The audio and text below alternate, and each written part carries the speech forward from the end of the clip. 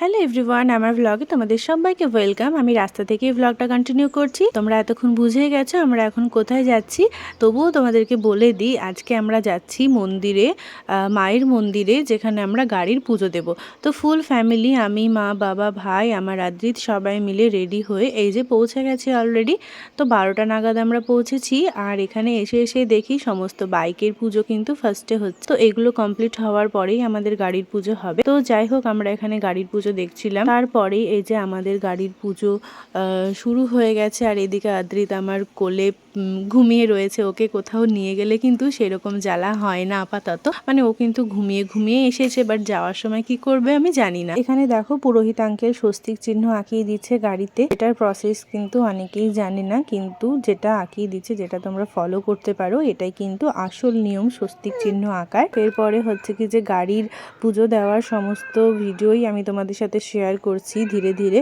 দেখো স্বস্তিক চিহ্ন দেওয়ার পরে কিন্তু গাড়ির ভেতরে পুজো দিচ্ছে। গাড়ির পুজো দেওয়ার জন্য ভগবানের কাছে তো ফুল তোমাদের লাগবেই, সাথে 5 রকম ফল, মিষ্টি, এইগুলো। আর সাথে এই যে একটা নারকেল কিন্তু অবশ্যই লাগে, আর তার সাথে ধূপকাঠি। আর তাছাড়া কিন্তু যেটা হচ্ছে মেন, মানে আমরা যেটা স্কিপ করে গেছিলাম, সেটা হচ্ছে একটা লাল রঙের কাপড়। যদিও আমরা ওখানে গিয়ে পেয়ে গেছি।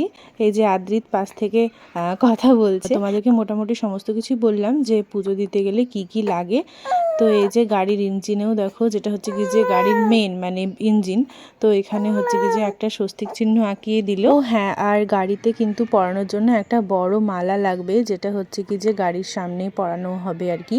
তো যাই হোক, এদিকে আমাদের গাড়ির পুজো দিতে কিন্তু বেসিক্যালি খুব বেশি সময় লাগেনি, ওই 10 মিনিটেই কিন্তু পুজো কমপ্লিট হয়ে গেছে।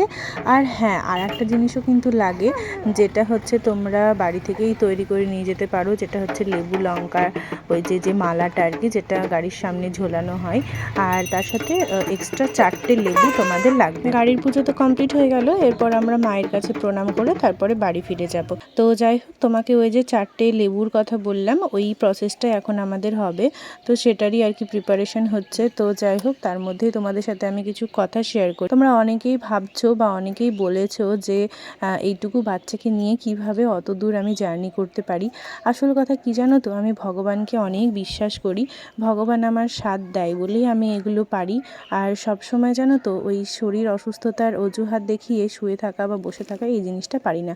শরীর একটুখানি সাথ দিলেই কিন্তু আমি হেঁটে চলে, হেসে খেলে এরকমভাবেই থাকতে পছন্দ করি। তো যাই হোক, ওইদিকে মায়ের কাছে প্রণাম করে মা আবার আদ্রিতকে একটুখানি আশীর্বাদ করে দিল। প্রণাম করে নেওয়ার পরে আমার একটা স্কুল ফ্রেন্ডের সাথে হঠাৎ করে দেখা হয়ে গেল। তো আদ্রিতের মাসিমণি বলে কথা, তো ও একটুখানি কোলেও নিয়ে নিল। বাট ও চাইছিল একটুখানি তাকাক, বাট আদ্রিত কিন্তু একটুখানিও তাকায়নি, ও কিন্তু ঘুমিয়েই ছিল। তারপরেই আমরা সবাই মিলে আবার বাড়ির উদ্দেশ্যে যাচ্ছি। তো যাই হোক, এই ভিডিওগুলো তোমাদের কেমন লাগছে তোমরা অবশ্যই কিন্তু কমেন্ট জানিও। পরে আমরা বাড়ি চলে এলাম। টাটা। আজকের ব্লগটা কেমন লাগলো তোমরা জানিও। আর নেক্সট ব্লগে খুব তাড়াতাড়ি দেখা হচ্ছে। বাই।